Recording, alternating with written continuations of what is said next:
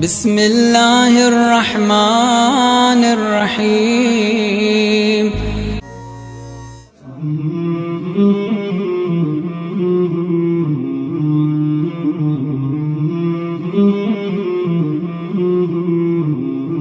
We have a guest amongst us as, one of our brothers, who lives in LA, and many of you might know him or have heard about him. He is the producer and director of many films and shows, internet shows called Buzzsaw, and he's doing a lot more work now and more excellent things, and he became Muslim, and as he says, that he will always be Muslim, but he always worship God. So, and I want to just invite him so he can speak about what's on his mind and his thoughts and challenge here. It starts with us. Please welcome with a loud salawat, Sean and Stone.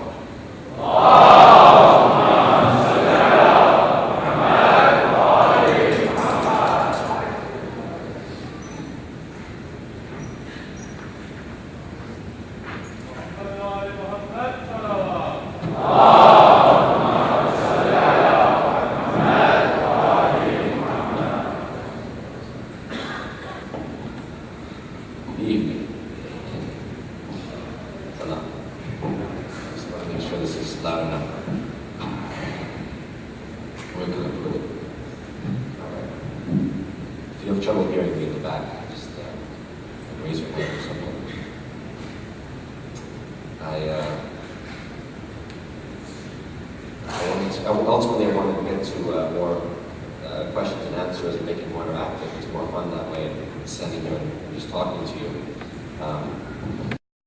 As you all come from different walks of life, and I don't know your background as far as whether it's from the Middle East, Africa, the United States.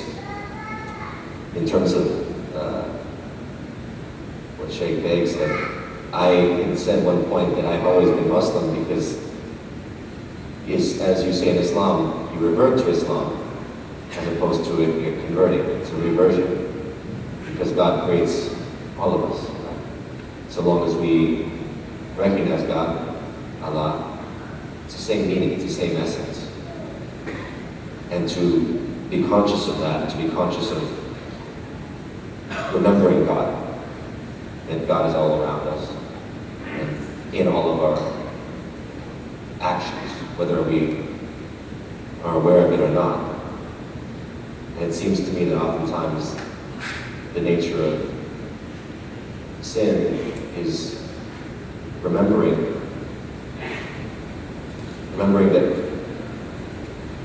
we are always striving, we should always be striving towards the good, towards doing better, towards following the path that is shown to us by the prophets. And Muhammad, peace be upon him, being the last, the long lineage. So as a Jew or a Christian, you still have the same obligations. You still have the same fundamental faith as a Muslim. But there is something unique to the Islamic world, and this is what attracted me to accepting Islam, to accepting Muhammad as the last prophet, and vocalizing that and expressing that, because we live in a time of great extremes. We live in an age of war, of social unrest, economic disparity. And, I traveled to Iran in 2011 for the first time. And I've traveled much of the world, 35, almost 40 countries, almost all the continents. And no matter where you go, it's as though this consumer culture of the West has taken over. It's polluted everything.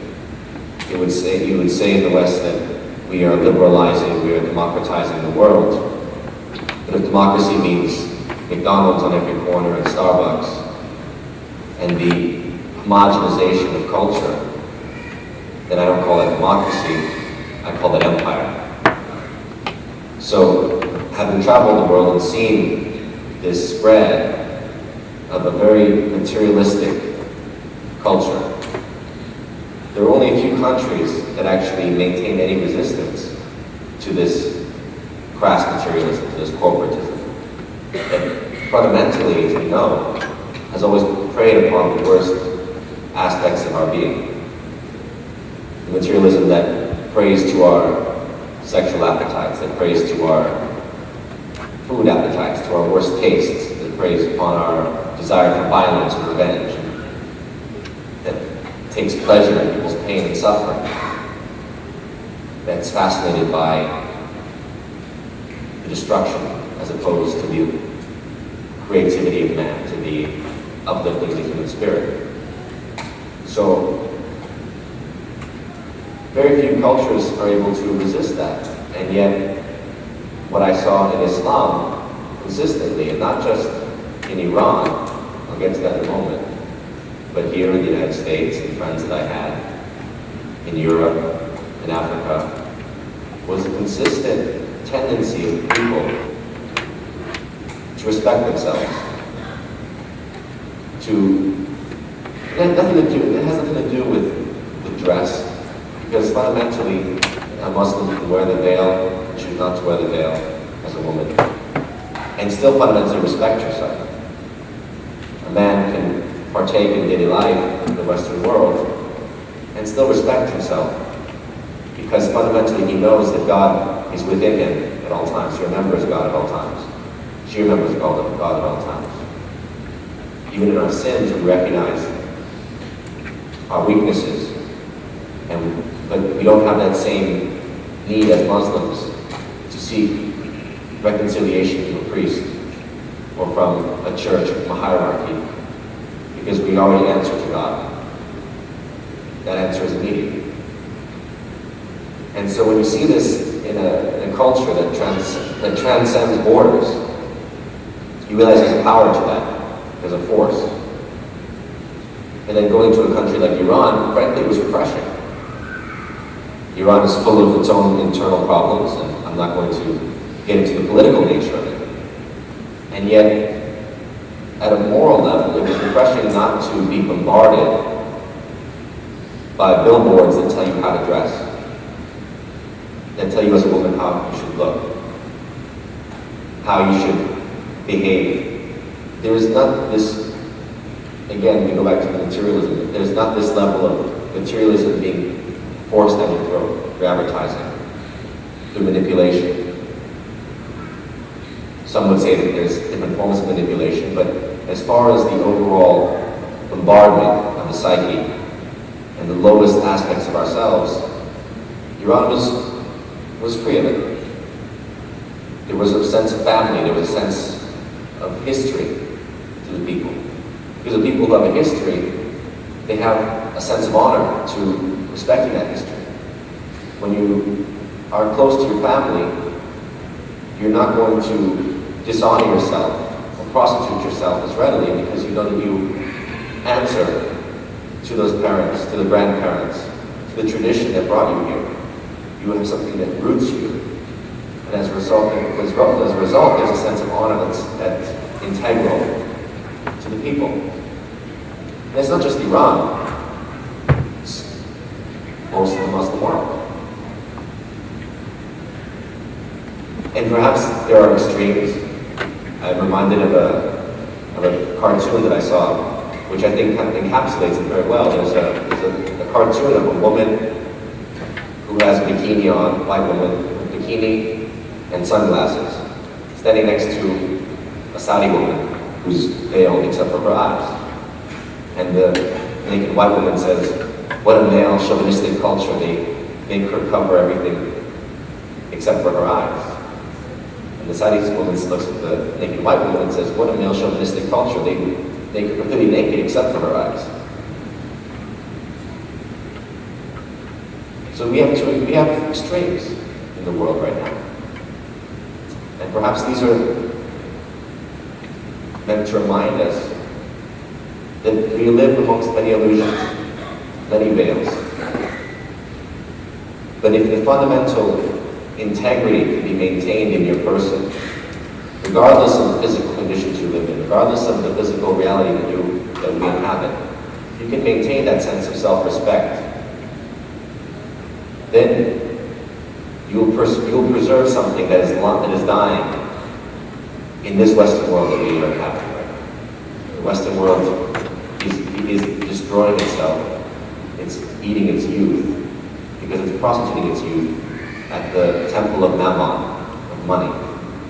And the prostitution is not just sexual, it's every level that we talk about where people are forced to degrade themselves to make money. That is a curse. And so to remember God, to remember who you are, to remember your tradition, to remember your community, that is a tremendous blessing. And I think that is why, in my belief, there is such a tremendous war against Islam that comes from the West right now. Very few would admit it because politically they cannot say that the war on terror is against Islam. But I believe that it has more to do with the nature of a morality that is predicated upon honor and duties and ethics that is an obstruction to the globalization of money, materialism, that can buy anything. If you cannot be bought, you are the greatest threat of all. And perhaps this is why the Shia world especially is under such attack. And you see it from Somalia, which has a tremendous Shia tradition going back to the Persian Empire. The older Persian Empire, I think it was the Abbasid, probably, if I'm not mistaken. But you see it from Somalia to Syria to Pakistan, where Shia being indiscriminately killed, to Iran, which is still, in a sense, the heart, beating heart, living tradition of Shia Islam, comes to Iran, goes back to Iran. So perhaps this war against within the Muslim world, and we've seen an alliance largely between certain Saudi sects, Wahhabis, for example, with the West, against Shia, because Shia perhaps are the memory of the Prophet and his family. And Shia lies in memory of Ali and the Prophet's grandchildren.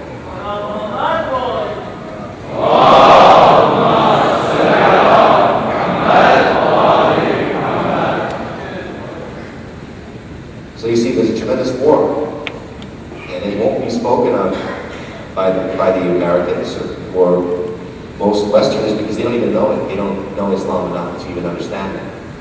And my understanding of Islam is not that of a scholar, but just a student who has traveled and seen things and learned. And so I would urge you to stay strong in your faith, because I do believe that God permits all things. God allows all things. There's a reason, inshallah, there is a much greater plan at work. And we must stay true in our faith and stay strong in that. Because the resistance, sooner or later, will prevail. Sooner or later, there is a shift. All satanic times cannot go on forever. The Roman Empire did not survive. The Americans and the British in their empire will not survive if they maintain this course. It's the same path we've seen over and over again. So with that memory, with that tradition, I think we can go forward and have faith that there will be a new day where the honor that was in our hearts, the honor of respecting God, of having faith in God, that true thing that cannot be destroyed, that will prevail.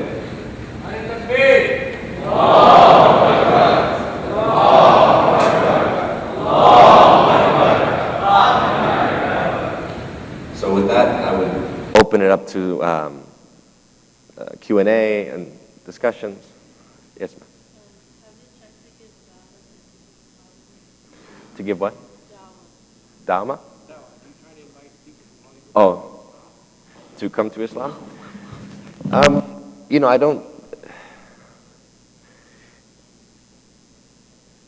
don't particularly see myself as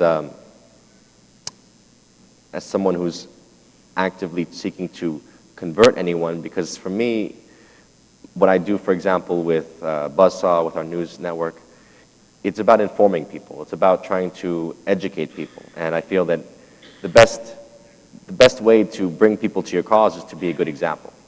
And the more that, you know, I can show a modern image of Islam as a white American, I think that's the best thing I can do towards helping people understand it better and perhaps educating. And eventually, yes, I mean, ideally more people like Liam Neeson who've spoken about Islam with much respect, and you know, he may be accepting Islam too. I'm not sure if he did or did not, but I think the point is that there are many conscious people who would accept it. There are many people, I think, in Hollywood especially, who fear acknowledging the fact that they are Muslim. I've heard this, you know, quite a bit because of, I mean, it's very unfortunate that there is an idea that Islam and Judaism are at war. And frankly, I think this is a myth, you know, that because Israel's existence means that every Muslim must hate Jews.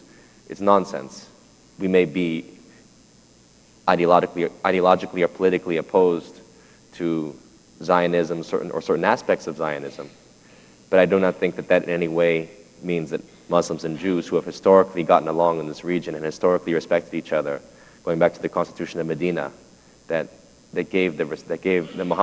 Prophet gave this respect to Jews to live and keep their worship inside Medina. You know, this is the true nature of Islam, is non-compulsion, right? So what we have, I think, is a polarity, and unfortunately, in Hollywood especially, there's obviously a large Jewish influence in the city and the town because of the filmmakers and executives and whatnot. But I don't think that should be looked at as a negative thing. If anything, I think as Muslims we have to show the fact that we do respect Jews, we respect Christians, because they are all in the same lineage and they worship the same God. So in the end, whichever religion you end up practicing, if you end up going to hell as a result of it, that's not my business. Yes, sir. I saw on Wikipedia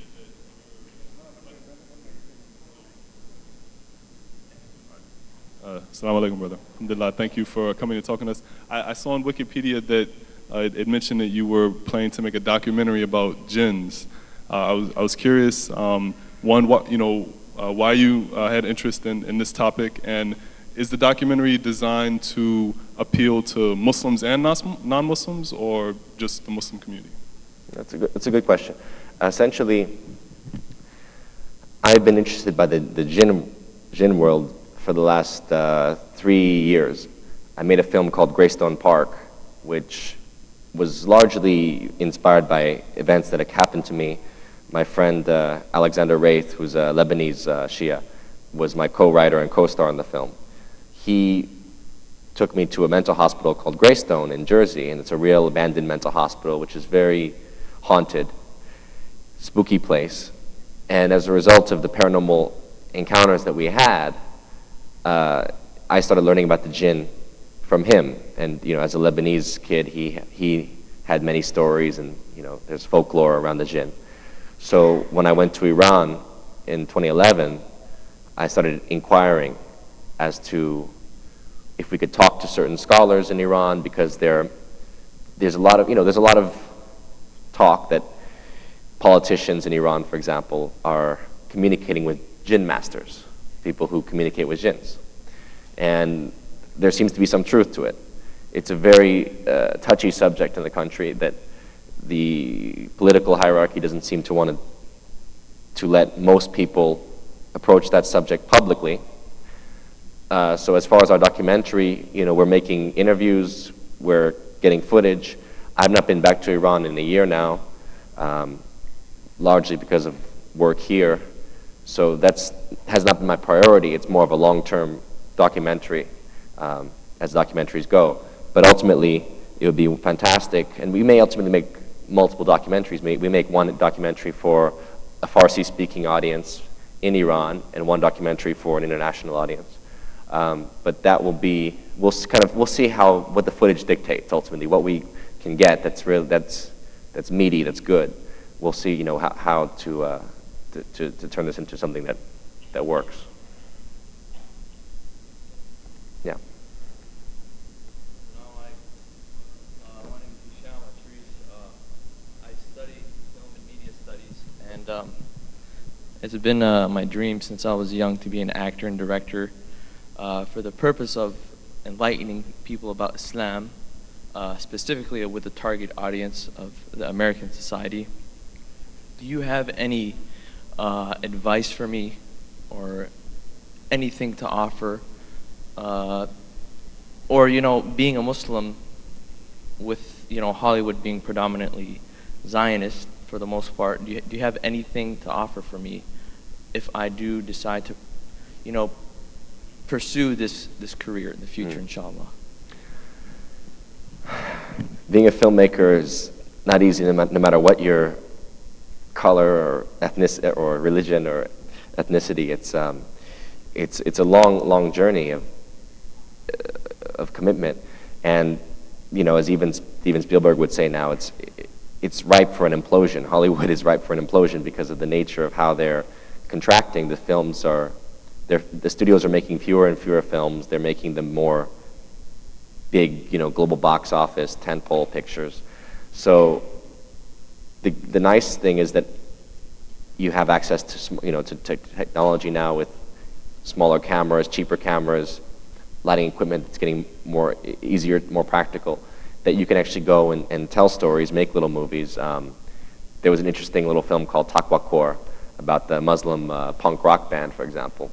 And you know, I think that the point is that you can break in through the independent world as long as you find other like-minded filmmakers, friends, to work with you and just, you know, start to make something.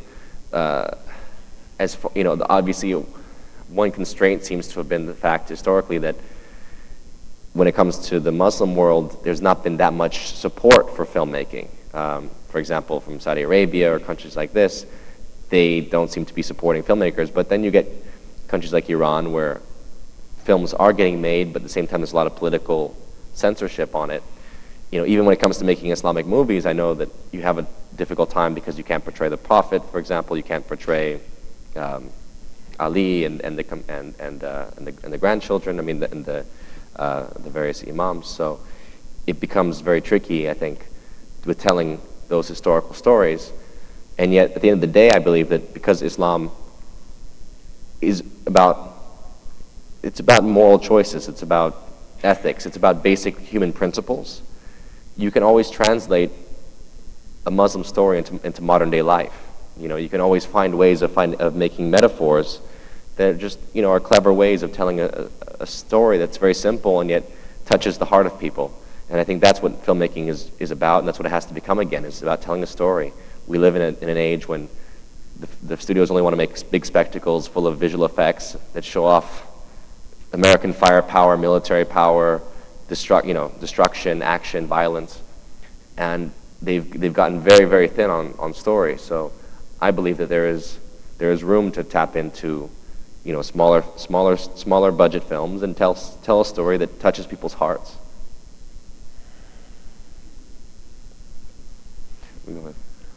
Assalamu alaikum. My question is kind of similar to what you just kind of touched on, but a little different.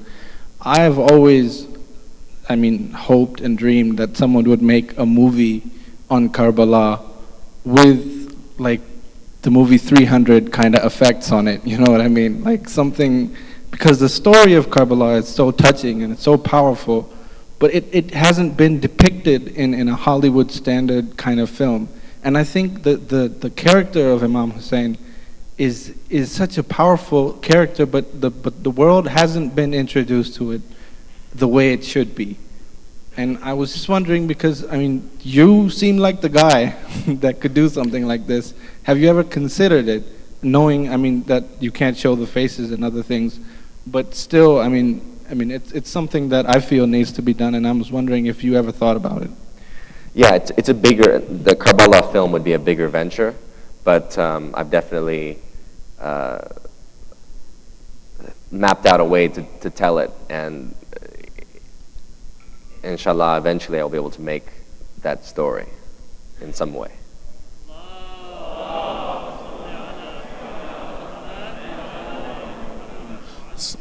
Assalamu alaikum. Salam. My name is Dr. Shahid from Los Angeles.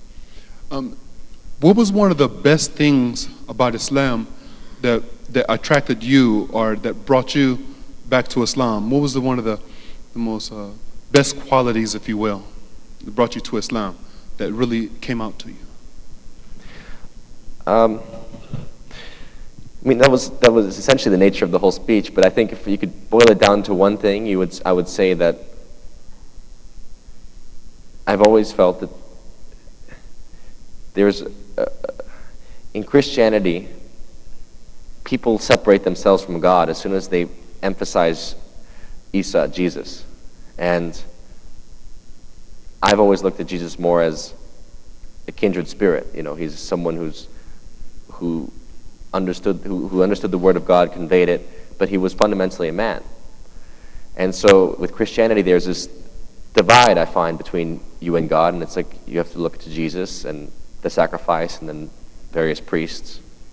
And in Judaism, it's a bit, again, it's an exclusive thing, not just based on bloodline, because I am part Jewish, but also this notion of chosen people, to not even recognize your cousins, who are the children of, was it Isaac, right? Ishmael's sons, not Isaac, yeah, exactly, the Jacob Ishmael thing. So this is, to me, was so stupid. So with Islam, once it was clear that the relationship to God is direct and personal, and it's the nature of prayer, which is a very meditative, devotional practice, which how would you say? How can you find something wrong with any religion that says pray 5 times a day? It's like you should pray constantly, in a sense. It's that relationship, that direct relationship to God, I found the most clear in my mind.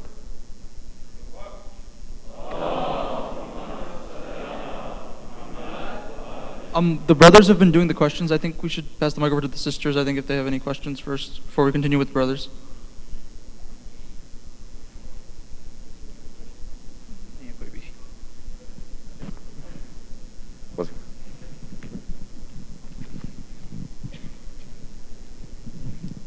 Yeah, you mentioned about Islam, and especially Shia Islam, that there's so much concern about that. What was the question? Why there is so much concern about Shia Islam especially. You know, I have one brainstorming comment, that I think a ultimate objective of a Muslim, and especially a Shia, is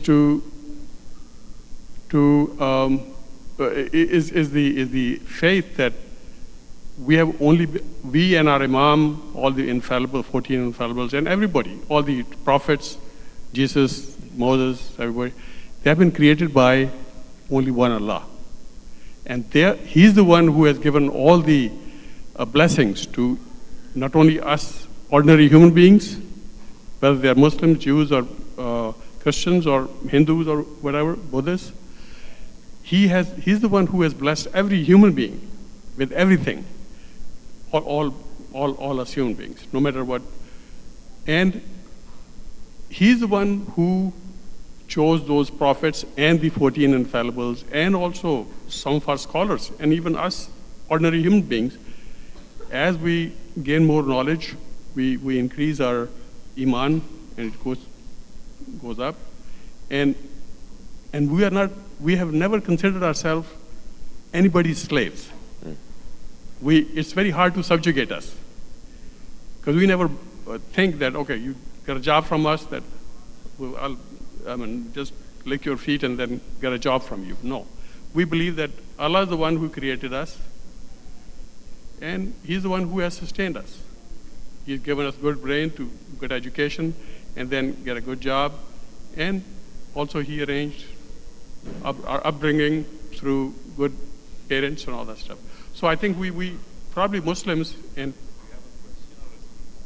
no, just don't object. So I just wanted to share my comment with you that we Muslims are, I think we are never nobody's slaves, and we believe in Allah, whether we are in good times or hard times, and then we continue. Yeah. Well, that's the Shia tradition is supposed to be the defenders of the repressed and the oppressed. That's I think the way that they are looked at, and rightfully so. Oh, there. Hi, Assalamu alaikum. My name is Zara. I was just wondering what your reactions from your friends and family and coworkers was like to your conversion to Islam. I think like, I mean, initially, obviously, it was like the shot heard around the world. It was pretty intense as far as the shock that people had. And I think that just goes to show the overall Islamophobia that exists in the West.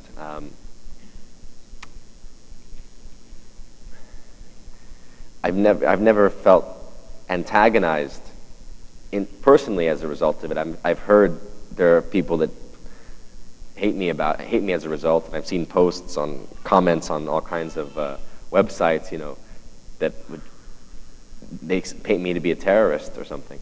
But in my personal life, I mean, either people accept it. I mean, there are some I think that have yet to even realize that what I've done. They just think I'm a rebel, so they accept me as a rebel, and they're like, okay, well, he's crazy enough to go and do that.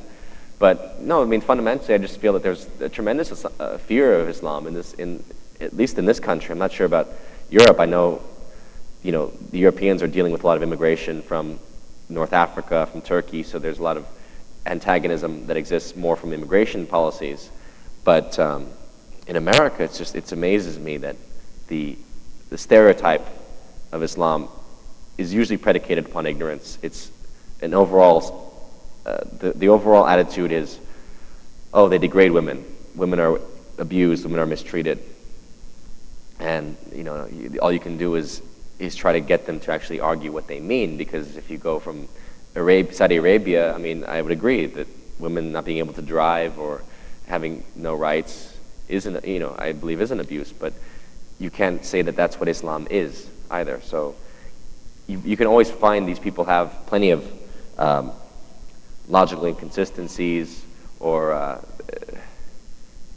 it's almost, how do you say, they literally just they cannot grasp what Islam actually means unless they've traveled there. And that's the amazing thing that I found talking to people who have actually been to the Muslim world, having been to the Middle East, and especially women, how much they really appreciate the way that they were treated, the way that they actually appreciate the respect that Muslim men had for them, for example.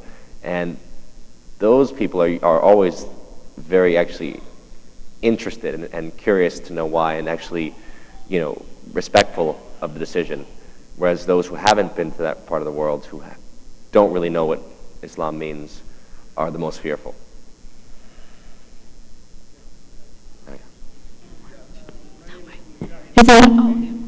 Assalamu alaikum. If you don't mind answering, can you tell us about your experience in Iran, and was it how you imagined it to be?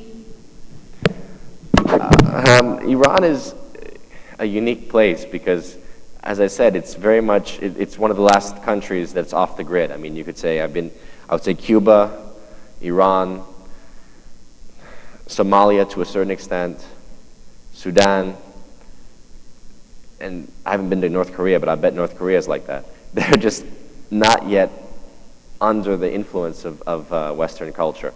So obviously I have a respect for that. I have respect for the nation state. I have respect for their self-sovereignty, you know. And having been to the place, it's a normal functioning country. I think, you know, they have a lot of issues with inflation now because of the currency war. They have all kinds of, you know, they're under constant pressure and attack. But fundamentally, everything happens there that happens here, that happens everywhere in the world. It's just that I think in Iran there's this decorum as to what's public and what is private.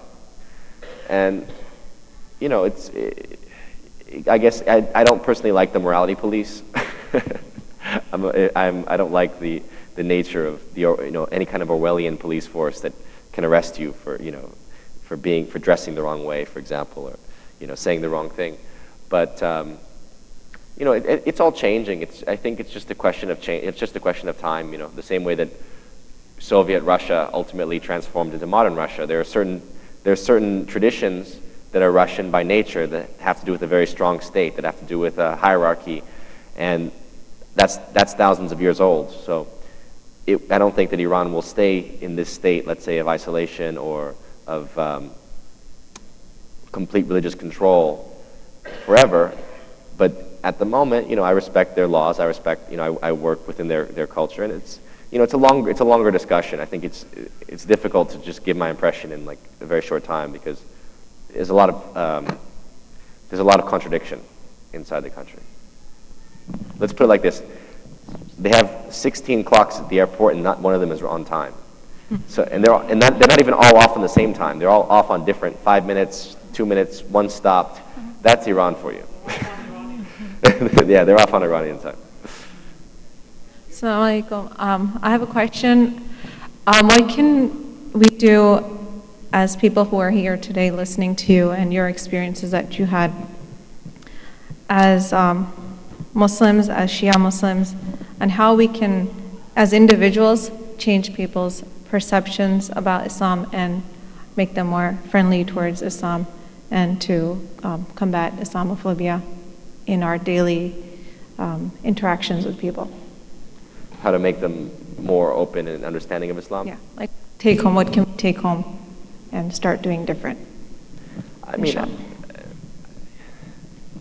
I guess it depends on who you're talking to. If you're talking to a redneck, it might be a little bit different than if you're talking to a college graduate. But, I don't know, what you do for a living. I think it just depends on what your level is of engagement. I mean, if you're Muslim and you're only engaging inside of a Muslim community, then, it would be like a black person in the South in 1950 trying to explain to white people that, we're not all bad. It's truly, you have to understand that as long as you keep yourself separated and isolated from that culture, there's going to be a paranoia and fear. The more you engage with the rest of society, just as a normal person, you build friendships, you create relationships. I think that just naturally comes. The whole problem of fear is usually based in isolation, being an outsider, fear of that which is unknown. So, again, the South, I think, is a great example because, as we know, black people, Latino people, all different ethnicities are integrated pretty well into cities. There may be levels of racism, but it's nothing compared to what it would be in the South when you had segregated communities. And that's what we have to fight against, is segregation. We have to be able to interact across all borders as far as, culturally speaking.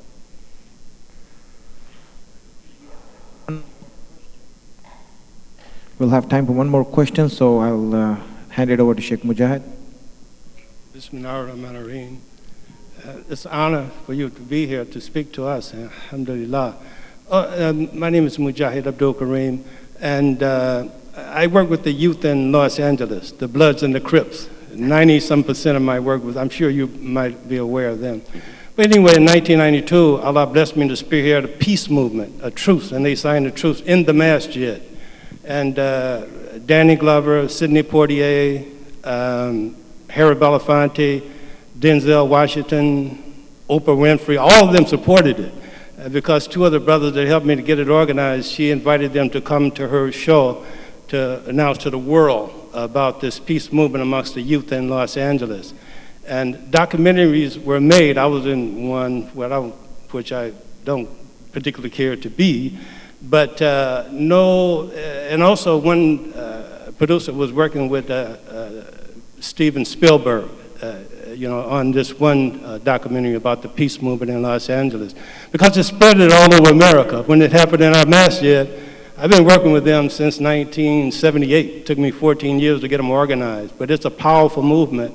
And alhamdulillah, some became Sunni Muslims, some became Shia Muslims.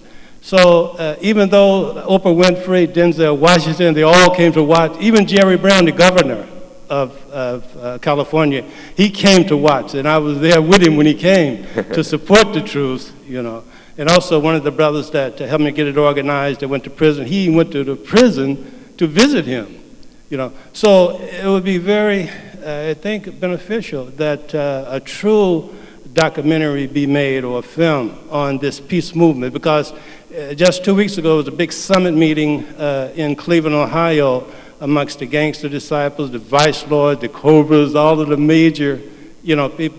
And it was positive because they trying to push this peace movement across America, you know. Yeah. So, inshallah, if you're interested, you can talk to me, because the Shiite were the ones that played the key role in getting these young guys mobilized, to get this truth mobilized and spread it across America. Well, you know, it's interesting because one of my mentors, in a sense, when I was in high school, was a man named Bo Taylor. He passed away a few years ago, but I actually worked for his organization called Unity One under American, which is Jim Brown's foundation. And Bo was a Muslim who he had accepted Islam, I believe, after sometime during his work with the Navy or thereafter. But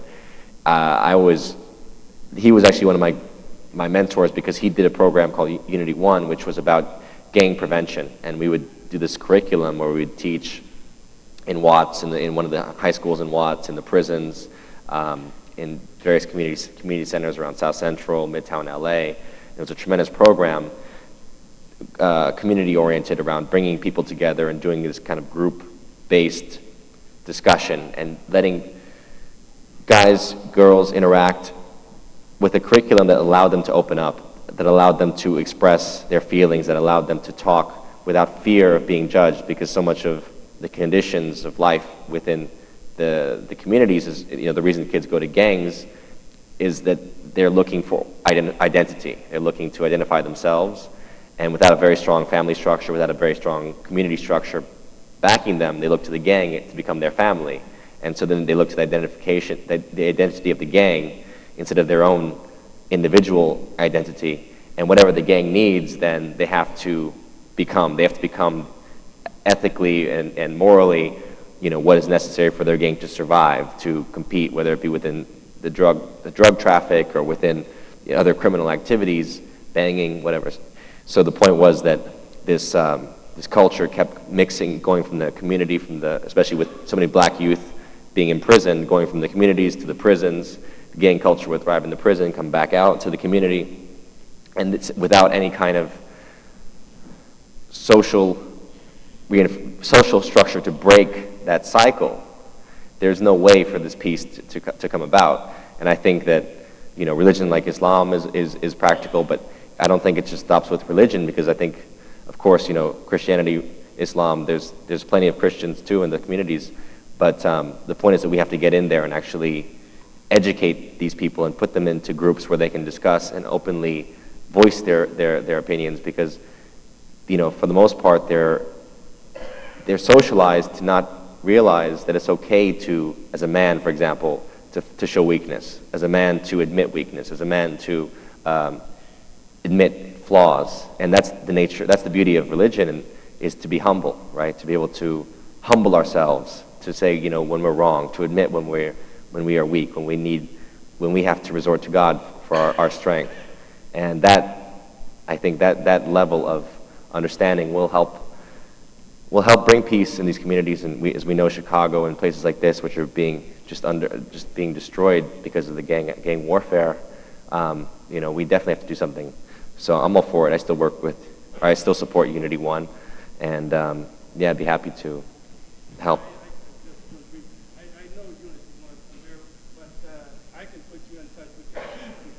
Okay, let's do it. Yeah, for sure. Good. Friends, brothers and sisters, let's say a loud salawat for Sean Ali for being here with us.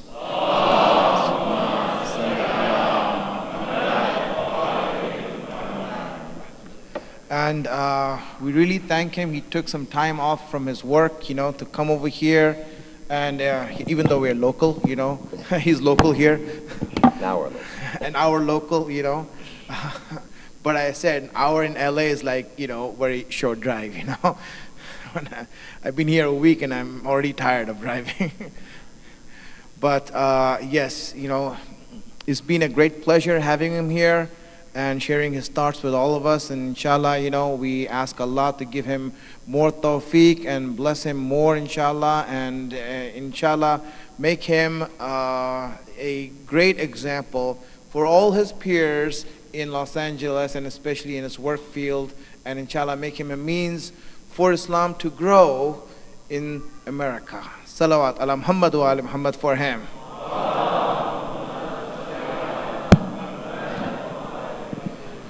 And on behalf of Muslim Congress, inshallah, we just want to give this small token of appreciation, which is a plaque, and inshallah, it'll go in your trophy room, You can put it over there. Thank you very much again. Thank you very much. Send a salawat for him.